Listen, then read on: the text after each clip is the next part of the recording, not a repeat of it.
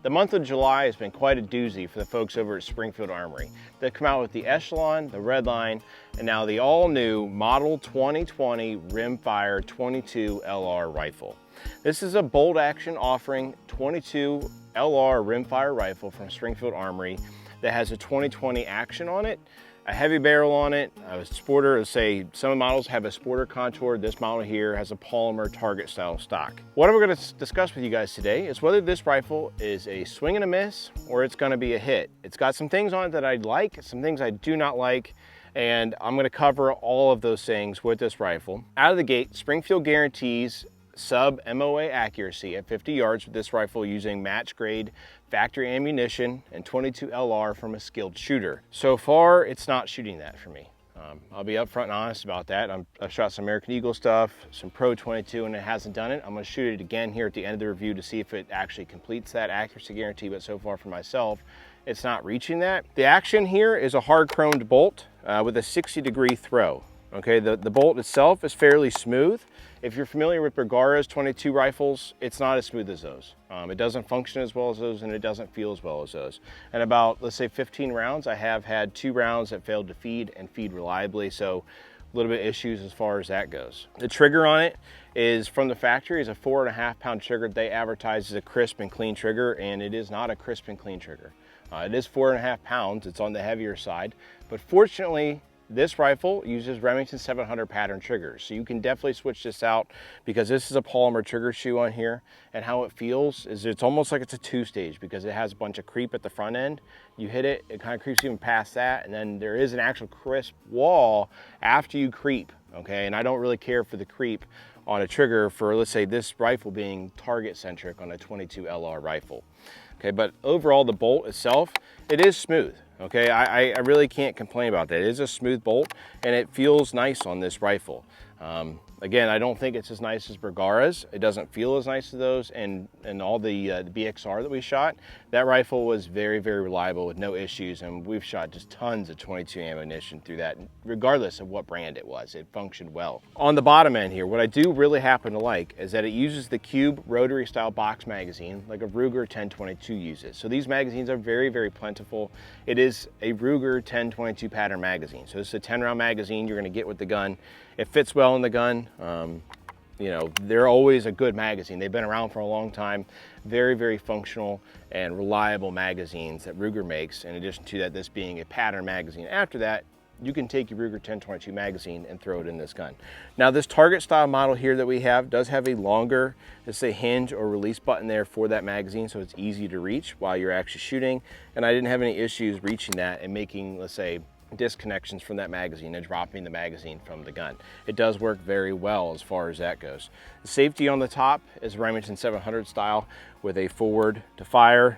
The bolt does cycle while it's on safe. So if you're somebody that's concerned about that, that's something that you enjoy, that is good. Now the stock itself, this is a target style stock. With this stock, it is polymer. It's not very stiff, okay? I can't sit here and tell you guys that this stock doesn't have flex, because it 100% has a decent amount of flex in it. It's not very stiff. However, with a 22, I'm not as concerned with that as I would be with something from 6.5, 6 Creedmoor, or some other target caliber and a larger size bolt action rifle. So the stock, again, this being a target style, does have a nice high comb on here. Gets a good cheek weld here with our Vortex Viper I've mounted on this, and it feels good as far as that goes. Nice vertical grip here with some texturing. The stock feels nice. However, what I can tell you is it also, in the same token, seems like a cheap stock. Okay, the rifle itself is a fairly inexpensive rifle. I think they're a little bit over 450 bucks, and they have models that also have nice walnut stocks. Okay, so if you're somebody that wants a traditional walnut stock, you can get it, and that's really nice of them to offer. However, what I'll say is that this polymer reinforced stock is not very stiff, and it does feel somewhat cheap. So if you're looking for a stock that's going to feel high end, this stock is not it. Okay, it does have a nice rubber recoil pad on the back here. You have sling studs on the front and the back. For mounting your sling on there. There's no 2-style on here. However, it is flat up here in the front for riding a bag, or if you wanted to mount a pick rail up there for a bipod, you will be able to do that fairly easily. See, the bottom metal here is polymer on this rifle, which is pretty common for your 22 LR rifles. Now the barrel on here, as you can see, this is a heavy contour target style 22 LR barrel. The barrel is not made by Springfield. In fact, it actually reads on here that it's made by Retay in Turkey. I'm not the biggest fan of Retay as a company as a whole. They're a company that basically tried to copy Benelli shotguns, and they're not Benelli shotguns. They're not even close. Okay, I've handled plenty of them in stores and things like that. I've handled them at SHOT Show. I've never shot them because frankly, I'm not going to waste my money on a shotgun that is a poor clone of a very high-end shotgun. So the barrel itself, I can't tell you how good it is or not good it is. I can't tell you because so far the rifle isn't shooting that great. It's shooting, like I said, about 1.5 inch groups so far with the 2 types of ammo that I have. And so maybe in the future I gotta go buy more and check those out. And you know, but we'll show you guys those groups and how it shoots, okay? Across the top here, it does have a Picatinny rail. There's a pick rail on here. It's not, doesn't have any MOA in it whatsoever. Some rifles like the BXR we shot, the carbon model from Bergara actually had a 30 MOA rail on it. This one does not have any MOA built into it, which if you're building a rifle for target-centric people, to take 22 LR and go shoot some of those national rimfire matches and things like that, you're gonna need that because you need all the adjustment you can get when you're getting out to 200, 300 yards with a 22 rifle. Okay, so you need those things on here. However, I know there's some things on here that I have, let's say, quote unquote, bashed or said I don't like. That's just my initial opinions of this rifle. I expect a little bit more because of how high-end the Model 2020 Action is, whether it be the Redline or the Waypoint. Those are very high-end rifles. And I guess getting this rifle, I expected it to be like that. However, this is definitely a far more budget-friendly offering with that series of actions per se. And it's definitely a very affordable 22 rifle that I think a lot of folks will be very happy with. For myself, I'm either make the rifle very, very cheap, like $200 like 1022s used to be, okay? Or make this a $1,200 target rifle that shoots 1/2 inch groups at 100 yards in 22. Like maybe something like a Voodoo, or you're talking some of your higher end Bergaras that are completely set up. So I'm, again, for me personally, that's what I expect. Because if it's gonna be a target rifle, it needs to shoot really well. So this rifle isn't shooting bad. It would be a very, very capable squirrel hunting rifle. You know, even a raccoon rifle, whatever you want to use it for small game hunting, it'd be very capable. It's a very capable plinking rifle. However, shooting it so far today, it's not a very capable target rifle for competition shooting because it's just not that accurate. Not bad accuracy, just not all that great. So again, guys, this thing has a lot of features in it. They came out, and I think for a first iteration on a 22 rifle, I think Springfield did a good job. However, I think they could have done better because of how well they did with the Model 2020 rifles, whether it be the Waypoint or that all new Redline that we just shot, and that rifle is an absolute lights out shooter. So let's shoot this a little bit more today. Again, I'm gonna shoot this Browning Pro 22 ammo, this American Eagle stuff that we have. Both of these shot well below sub MOA groups at 50 and even 100 yards with our Bergara BXR that we shot last fall. And so, you know, I can't guarantee it's gonna shoot this well. I don't necessarily, let's say, expect it to because I've already shot it quite a bit. But we're gonna shoot it today so you guys can see the next set of groups I shoot. I'm gonna do 2 3-shot groups with each one of these. If you have any questions about the rifle, go down in that comment section, drop us whatever you want, ask us questions, let us know your opinion. Because if you're looking for a high-end rifle, this is not gonna be it for you for a target rifle. This is a budget-friendly, plinking 22 rifle, in my opinion, at this point in time. So let's get out here and shoot it. All right, first group I'm gonna shoot is with the Browning Pro 22 ammunition on there. It is a match grade 22 ammunition. It's shot well on some of the other rifles we've shot. I'm gonna shoot a 3-shot group with it. After that, I will shoot the Federal American Eagle stuff. The rifle here, what I wanna show you is, we'll get some B-roll of it so you can see it, is that actually on the bolt face handle itself, being a 6-degree throw is nice. However, on the action, when it comes in to the actual slot where the bolt handle goes back down, it actually strikes the stock on the front end and then also hits on the bottom. If you're not familiar with bolt action rifles, that's not actually supposed to occur. So some of these things, I just want to obviously make sure you guys notice what we're experiencing here in our pre-release Rimfire Model 2020.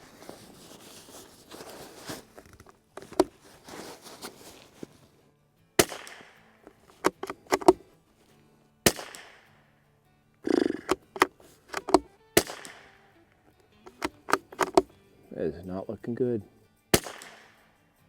So what you'll see there is I actually just shot 4 rounds. That was on purpose. The reason I shot 4 rounds is because the first round hit What I thought I had this thing zeroed, it hit about, let's say, 1.5 inches low and to the left, and then the next round actually hit about 8 inches to the right and up from that. So inconsistency there, unfortunately, and then the next 2 rounds, they were about, let's say, a 2-inch group from that very first shot.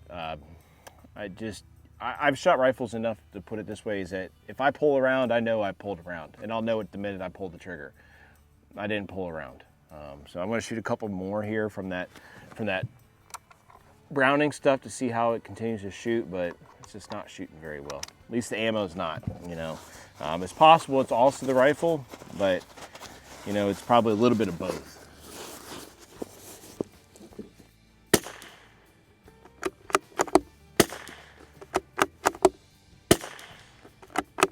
Yeah, that group there is about 2 inches. So next rounds, we're gonna shoot through this. This is 38 grain, copper plated hollow point stuff from American Eagle. This stuff actually shoots really great in the BXR we have, BMR, Ruger 1022. It's just a really, really good round in general, and it's cheap. You can usually get in those like 500 round bricks.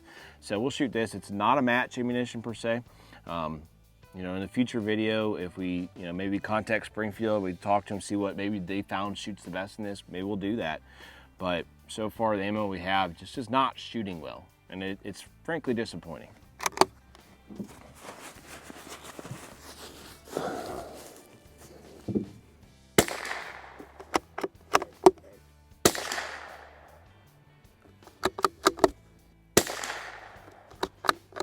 So just shot the 3-shot group with the Federal American Eagle stuff, 38 grain copper jacket, hollow point.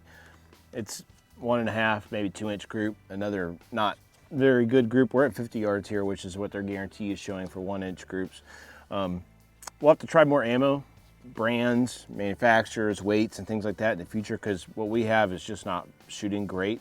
I'm a little bit skeptical that this particular rifle, again, sample size of 1, is really all that capable of being that accurate. On top of that, the trigger subpar, the barrel. I don't know the pedigree for Retay as far as for being a precision rifle barrel manufacturer. Again, I don't think anything of their shotguns, so I'm kind of skeptical again that the barrel is all that accurate of a barrel in general.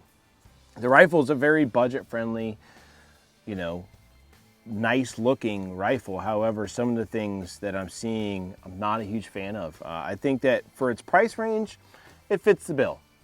However, what this particular rifle, this target model, is set out to be, it's not really meeting that stuff for me personally. You know, and for a lot of the folks that we've seen in our comment section before on pre-release firearms from Springfield, that the guns get cherry picked and that we get special models and all that nonsense. Lord, I hope this isn't a cherry pick special model, because if it is, because you at least pick me one that shot below 1-inch groups at 50 yards, because this one won't do it.